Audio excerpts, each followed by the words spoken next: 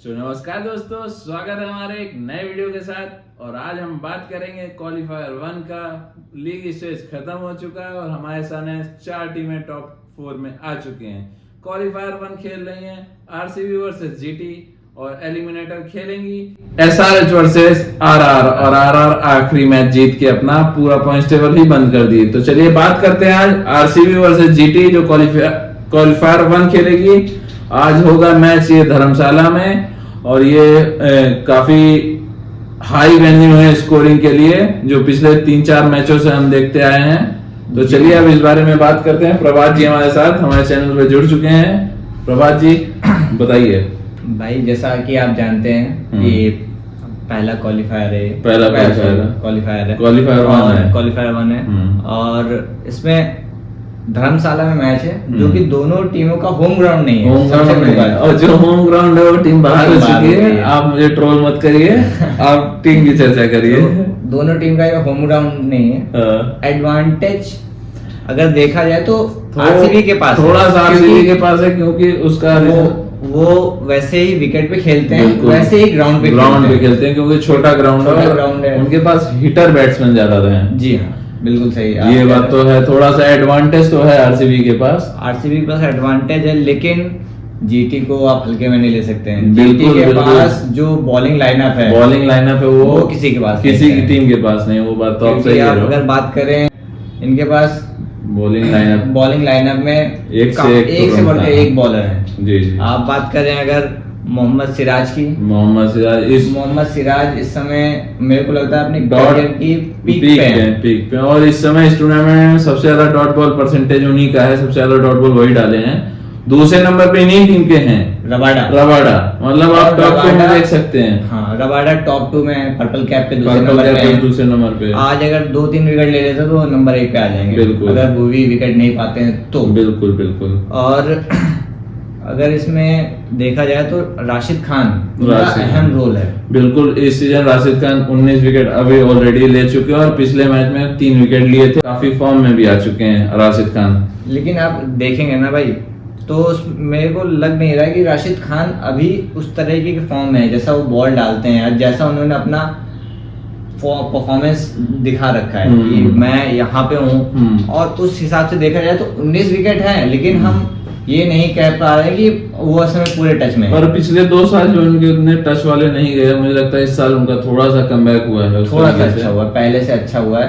लेकिन हम जिस राशिद खान को जानते हैं वो अपना राशिद खान जिसकी स्टैंडर्ड जो ना पाता हो, अपना स्टैंडर्ड जो उन्होंने सेट कर रखा है वो बहुत बड़ी बात है। उसको मैच करना, जैसे कि कोहली आप जानते हैं, कोहली ने अपना स्टैंडर्ड मैच कर रखा है। अगर वो 50 से नीचे T20 बनाते तो ऐसा लगता है कि अरे यार विराट कोहली ने क्या किया है। सेम वैसे ही राशिद। आप कहना चाहते हैं कि जीटी की बॉलिंग और आरसीबी की बैटिंग मैच की विनिंग परसेंटेज डिसाइड करेगी कौन विन करेगा। तो मुझे जो लगता है आज थोड़ा सा मुझे जीटी की तरफ इसलिए जा रहा हूं क्योंकि उनके पास एक मोमेंटम है। और पिछली बार इन्होंने हराया था आरसीबी को 168 रन पे ऑल आउट कर दिया था, जिसमें एक बहुत ही प्रमुख एक तरीके से योगदान रहा अरशद खान, राशिद खान, होल्डर, रबाडा, सबका एक तरीके से सब लोग 2-3 विकेट लिए। प्लस एक चीज भुवनेश्वर कुमार के लिए बहुत ही अच्छी है क्योंकि इन्होंने टॉप 3 में से टॉप 2 बैट्समैन को भुवनेश्वर कुमार नहीं आउट किया था पिछले मैचों में। और आप देखें अगर तो बटलर के खिलाफ उनका रिकॉर्ड बहुत अच्छा है। बिल्कुल शुरुआत से अच्छा अंदर आते हुए बटलर को हमेशा बहुत दिक्कत होती है। और भुवनेश्वर कुमार ने आई थिंक आईपीएल में उन्हें 9 से 10 बार आउट किया है। पर अब क्या कहना चाहेंगे कि भुवनेश्वर कुमार का मैचिंग होगा बटलर से? जी हाँ, मुझे तो नहीं लगता क्योंकि हमारे टाई बेल्ट वाले आउट ही नहीं होंगे। दोनों आएंगे ओपन, एकदम खेलते रहेंगे मस्त। अगर पहले बैटिंग होती है तो मैचिंग होगा पहले बैटिंग पे। अच्छा। सेकंड बैटिंग में आप नहीं कह सकते, ओस गिरेगी वहां पे, विकेट और पाटा होगा और सेकंड इनिंग में मुझे लगता है जो बैटिंग करेगा उसके पास एक तरीके से 10-15% फेवरेबल ज्यादा होगा। आरसीबी के पास ज्यादा होगा, जीटी के पास कम जाएगा क्योंकि जीटी का वो सिनेरियो खेलने का एक ही तरीके से है। और आरसीबी के पास क्या है? आरसीबी के पास पावर हिटर है और सबसे बड़ी बात उनके पास चेज मास्टर विराट कोहली। आप सही कह रहे हैं इस चीज से। और मैं देखना चाहूंगा कि आज विराट कोहली क्या करते हैं। विराट कोहली के पिछले 2 मैचों में उतने रन नहीं आए हैं। बिल्कुल बिल्कुल। और मेरे को लग रहा है इस मैच में कुछ बड़ा आने वाला है विराट कोहली का। तो चलिए बात करते हैं आरसीबी के, जो बहुत ही की प्लेयर रहे हैं, जो अभी इंजर्ड चल रहे हैं। उनकी जगह बैथल आए, बैथल उस तरीके से कुछ नहीं किया, और वो भी एक तरीके से इंजर्ड हो गए, रूल आउट ही लगभग हो गए हैं। अब फील्ड शॉट टीम के साथ जुड़ गए हैं, पर वो पिछला नेट सेशन जो हुआ था धर्मशाला में, हाँ जो कल हुआ था, वो उन्होंने ज्वाइन किया, पर उसमें उन्होंने बैटिंग नहीं की, प्रैक्टिस। ये न्यूज आई है। तो मुझे अगर लगता है बैटिंग नहीं की तो एक तरीके से वेंकटेश अय्यर फिर से ओपन करते हुए दिख रहे हैं। जी हाँ, मेरे को भी ऐसा ही लग रहा है। लेकिन अगर थोड़ा सा भी फिट हैं तो मेरे को लगता है मैनेजमेंट इम्पैक्ट में ले आ सकते हैं। हाँ, इम्पैक्ट में ले आएंगे और फील्ड शॉट से ही ओपन करवाएंगे। बिल्कुल हो सकता है, और अगर फील्ड शॉट आ गए तो एक तरीके से मुझे लगता है वो चार्जअप हो जाएगी आरसीबी। और ऐसे बॉलिंग तो उनकी हिट कर ही रही है, जो बैटिंग में हल्के फुल्के पैचेस दिख रहे हैं तो वो फुलफिल हो जाएंगे। जी हाँ, क्योंकि जो इम्पैक्ट छोड़ते हैं फील्ड शॉट, बिल्कुल 6 ओवर की ड्यूरिंग तो मुझे लगता है एक तरीके से खेलते हैं तो खत्म ही करते हैं वो।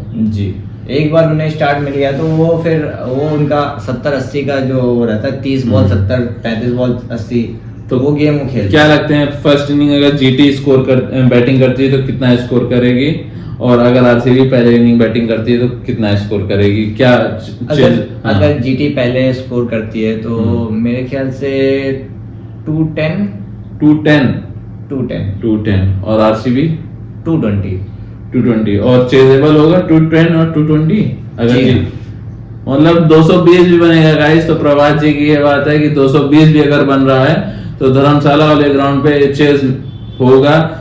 जो भी टीम बैटिंग करेगी सेकंड वो जीत रही है, जीत रही है। लेकिन एक चीज है, जीटी के घर ऊपर के 3 तो फिर 50 रन भी बचे हो फिर भी चेस बहुत मुश्किल है। ये तो है, पर वो 3 ऐसे तिकड़ी में खेलते हैं, कोई ना कोई एक रहता है। ऊपर से फिर सुंदर भाई अपनी अति सुंदर पना दिखाने लगते हैं। जी। और पीछे एक तेवटिया जैसे प्लेयर को ले रखेंगे, तुम 10 बॉल खेलना, 5 बॉल खेलना, बस तुम खेल जाओ।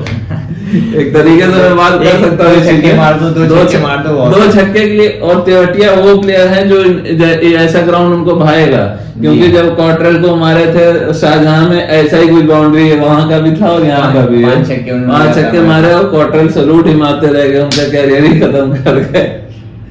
तो चलिए अब नेक्स्ट टॉपिक पे बात करते हैं हम लोग, जो है आरसीबी की बॉलिंग।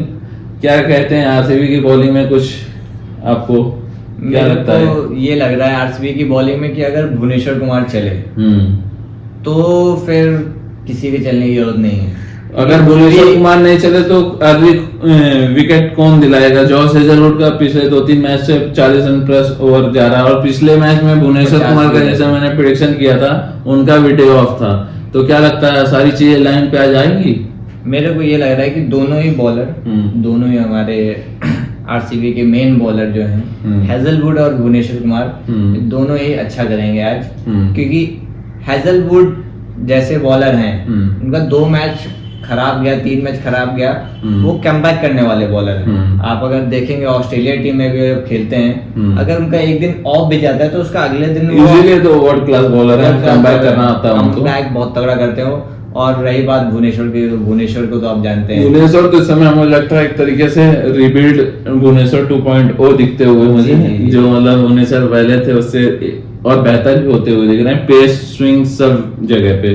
बस एक चीज और अब तो बैटिंग के साथ भी। जी हाँ, जो अगर आज आरसीबी क्वालीफायर 1 खेल रही है, बैटिंग से एक मैच जिताया और साथ ही साथ 24 विकेट लेके इस सीरीज में टॉप विकेट टेकर के साथ खड़े हैं इस आईपीएल में। मुझे लगता है तीसरी बार अपने सर पे पर्पल कैप देख रहे हैं। बात करिए, क्या लगता है ऑरेंज कैप अभी के रेस में विराट कोहली आएंगे? अभी तो मुश्किल लग रहा है। अभी तो मुझे लगता है 60-70 रन पीछे हैं, और इन्हीं टीम के अगेंस्ट में जो 2 ऊपर टॉप 2 हैं वो हमारे शुभमन गिल प्लस शायद सुदर्शन है।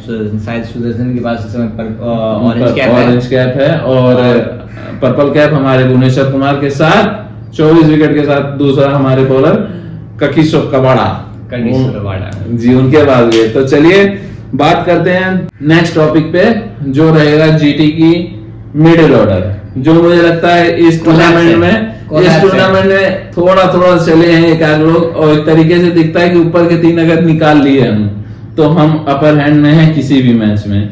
और वही बात करते हैं अगर हम आरसीबी की, तो उस तरीके से भले उतनी अच्छी परफॉर्मेंस नहीं आई, पर एक बिलीव दिखता हुआ कि नीचे team David, Romario shepherd, Jitesh ने कुछ नहीं किया, पर जितेश पिछले टूर्नामेंट में एक ऐसी पारी खेले थे जिसमें चैंपियन बने थे, जो 35 बॉलों में कुछ 80 रन बना दिए थे। वहीं से मुझे लगता है उनको मोमेंटम शिफ्ट हो गया था। उसके बाद से जो पीछे घूम के नहीं देखा अभी तक। जी हाँ, बिल्कुल सही कह रहे हैं। जीटी की बॉलिंग की जो मेरे को ऐसा लगता है कि काफी क्रूशियल रहेगा इस मैच में। बिल्कुल अगर जीटी की बॉलिंग चली तो फिर आरसीबी का जीतना मुश्किल है। चली का क्या मतलब है, मुझे और अच्छे से बताइए। चली क्या? चली मींस की जो जीटी का मुझे स्ट्रॉन्ग पॉइंट लगता है, ये अपना वीकनेस छुपा के अपना स्ट्रेंथ दिखाते हैं। जी हाँ, इनका स्ट्रेंथ है 6 ओवर। इनका स्ट्रेंथ जो दूसरे टीमों का बैटिंग का स्ट्रेंथ होता है 6 ओवर, वही चीज इनका स्ट्रेंथ है 6 ओवर। अगर ये 6 ओवर में पकड़ लिए दूसरे साइड को, तो ये आखिरी के 6 ओवर तक गेम नहीं जाने देंगे, इसकी मेरी गारंटी है। जी हाँ, अगर ये 6 ओवर पिट गए तो फिर जीटी को सेकंड क्या ऑप्शन है। लेकिन इसमें मैं बात करूं तो आरसीबी की यही खासियत है, उनके पास मिडिल ऑर्डर अच्छे हैं।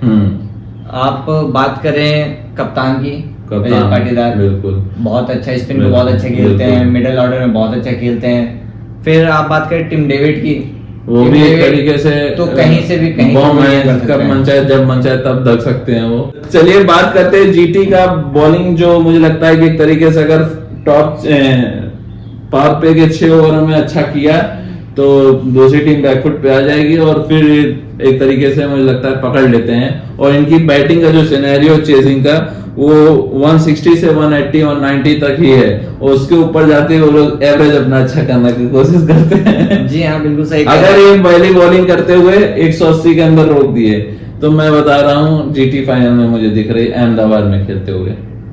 अगर रोक देती है तो वेल एंड गुड, लेकिन आरसीबी के आप मैचेस देखेंगे, आरसीबी कोलैप्स भी कर जाती है तो 200 बहुत आराम से बना देती है। बिल्कुल।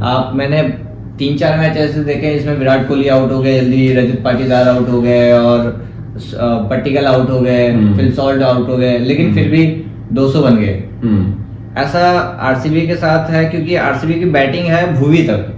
आप भुवी को नहीं इग्नोर कर सकते, जिसका उन्होंने मारा है, जो छक्का मारा, मुझे लगता है उन्होंने इस आईपीएल का अपने टीम का एक टोन सेट कर दिया है। और कुणाल पांड्या को आप अंडरएस्टिमेट नहीं करिए।